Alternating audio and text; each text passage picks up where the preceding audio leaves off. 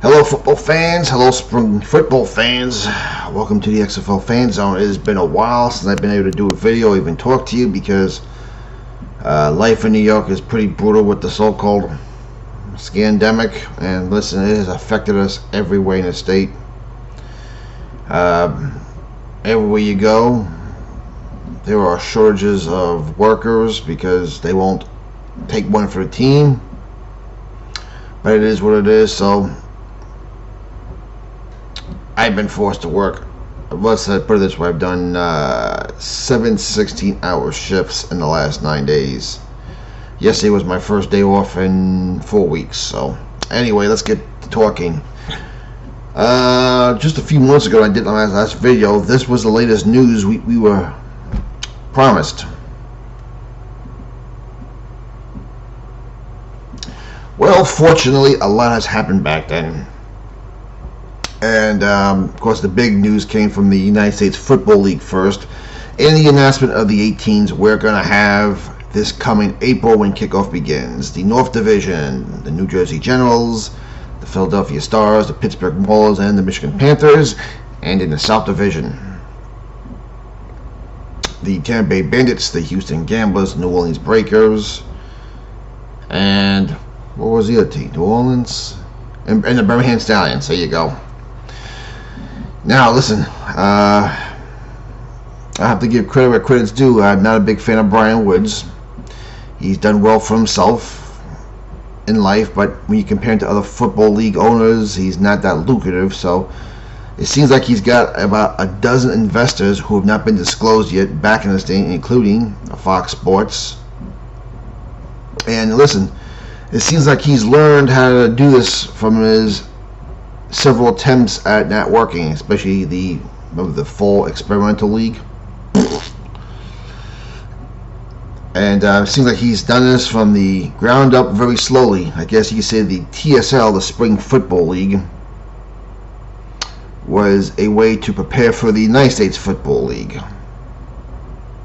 Darryl Johnson, who was one of the big men in the Alliance of American Football, is going to be having big day part of day of operations, which is a good thing because I thought he did a great job at the AAF. His only problem was Eversole financially was prepared very poorly, and you got all kinds of Fox executives on the board of directors, and he'll be covering Mike Perrier, the old NFL referee who became a Fox commentator, is going to be heading the League of Officiating for the United States Football League. And since he works for Fox, I guess that's pretty fitting. Anyway, let's get to the real story. Let's talk about these 8 teams. Some obvious ones that were no surprises that made sense. Some that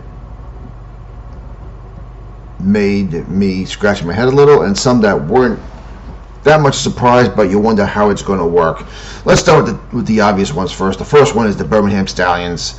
Birmingham has been begging for a football team. They got that new stadium, Proactive Stadium, brand new 45,000 seat stadium for the University of Alabama. College football is huge down there with them, Alabama and Auburn.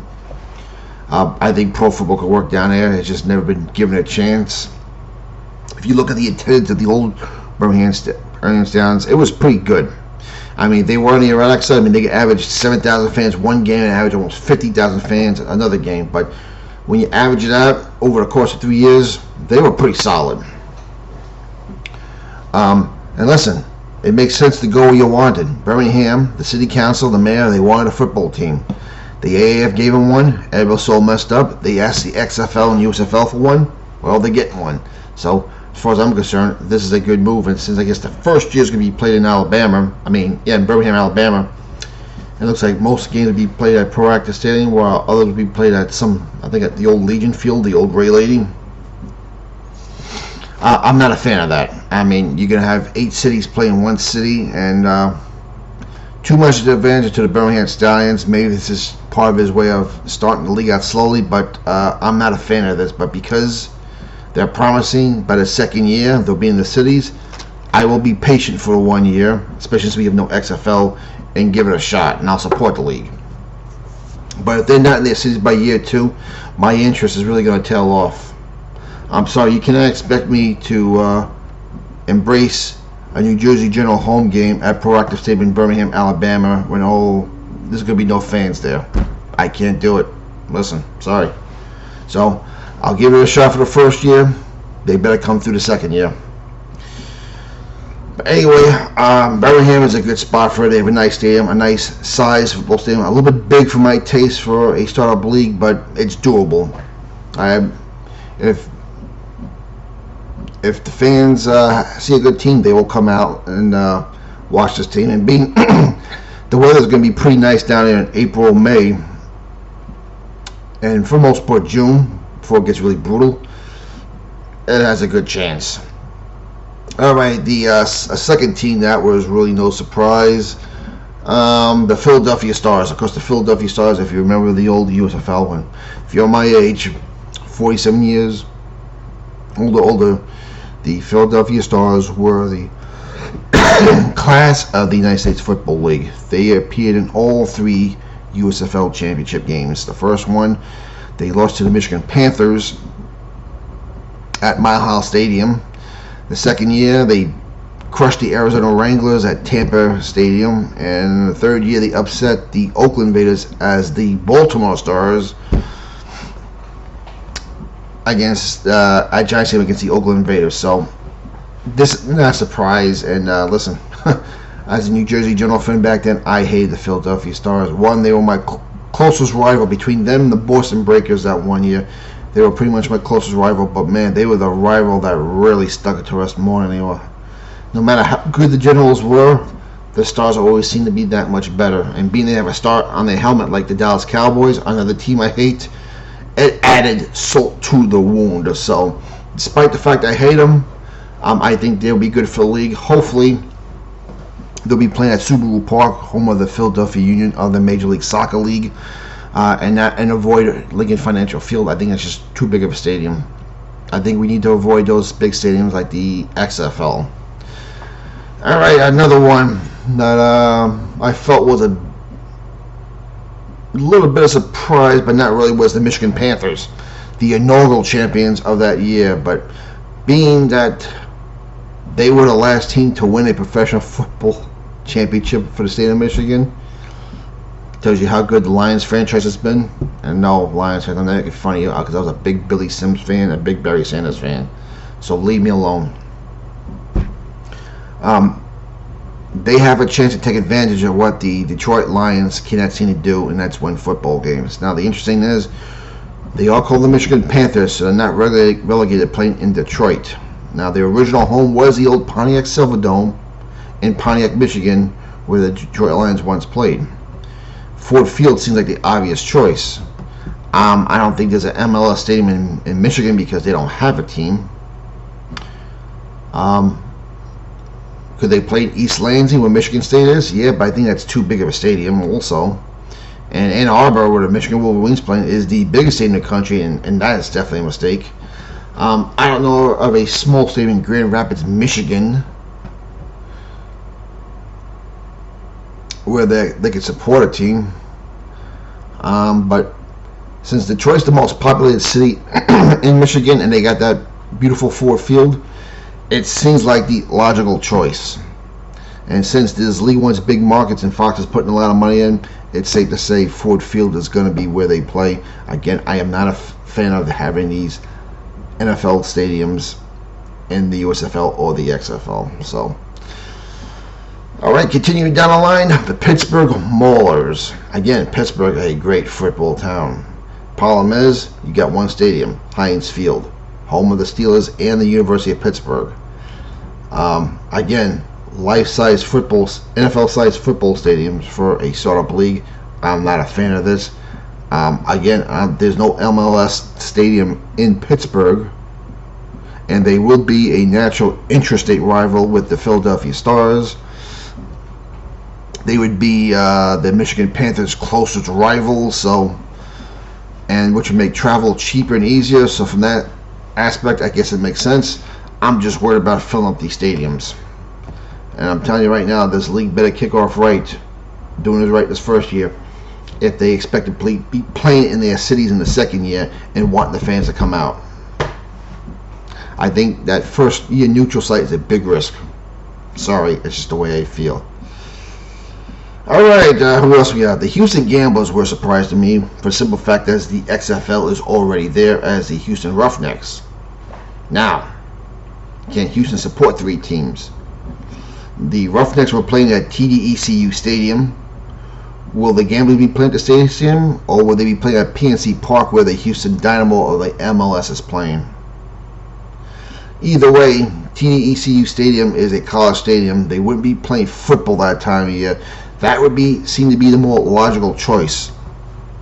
But if the Roughnecks do remain there, yeah, you might have a little bit overlapping schedule conflict there, so who knows how that's going to work. Will the Roughnecks move to San Antonio, which I think is prime for football also? Who knows? The Alamo Dome was the best home field in the AAF for the Commanders. Problem is, the United States Football League also has the old San Antonio Gunslingers that could move there in the future. Who knows? We'll see how this one works out as well. New Orleans, as a little bit of surprise, New Orleans Breakers were the old Boston Breakers for 1 year, the old Portland Breakers for 1 year, and the old New Orleans Breakers for 1 year. So they were in 3 different cities, 3 different years.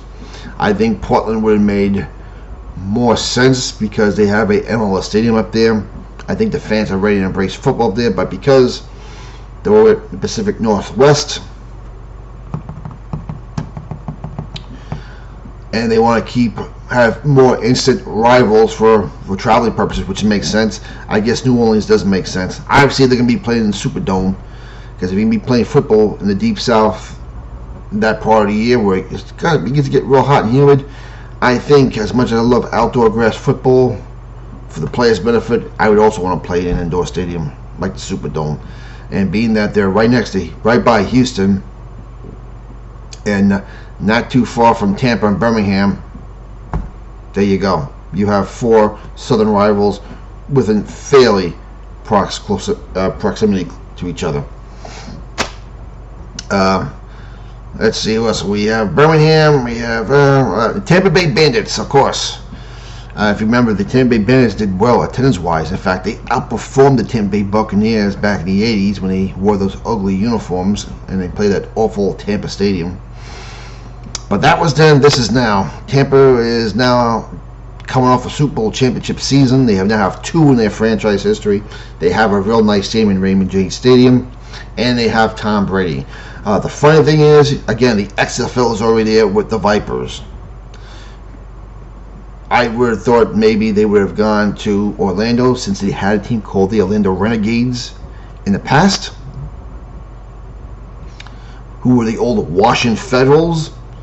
Or is the XFL going to move their team to Orlando, which is what Vince McMahon originally wanted, but because the AAF was there with the Orlando Apollos, they settled for Tampa.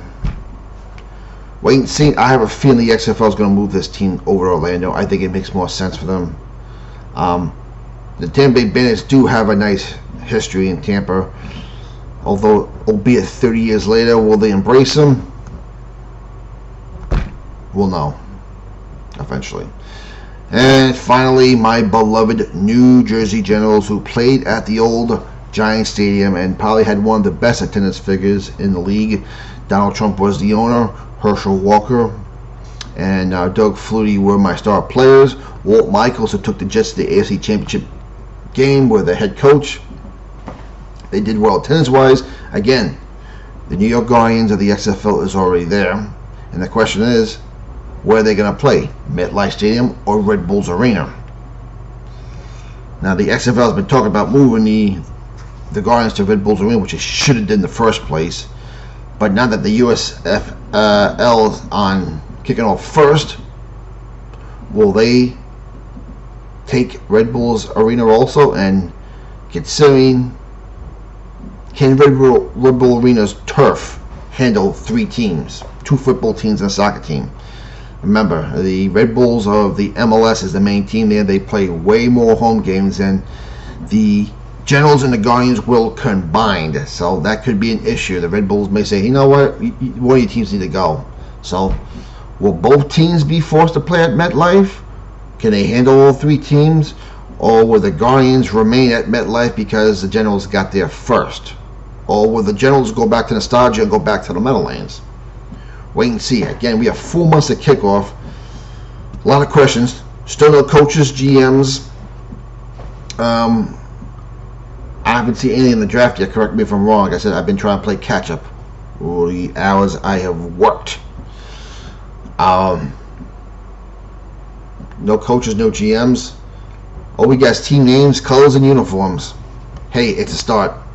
We know who the executives are. We know, for the most part, who the major players are. That's a good thing. The USFL has not wasted time, unlike the XFL Part 3, would give us information. But the XFL will be another video. We'll talk about them later.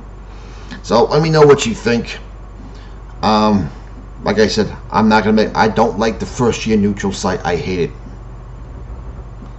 Welcome to New Jersey Generals' first home game at Proactive Stadium in Birmingham, Alabama. Huh? As they take on their rival, the Philadelphia Stars. Huh? Sorry, this doesn't sit well with me. Like I said, 1 year, I'll give it a chance. By year 2, they better be in their cities. Otherwise, I'm going to lose interest. And I will stick with the XFL. Anyway, folks, I'll be back later with an XFL video. We have a lot to talk about there because a lot has happened after the USFL has done their thing. And we'll talk to you later.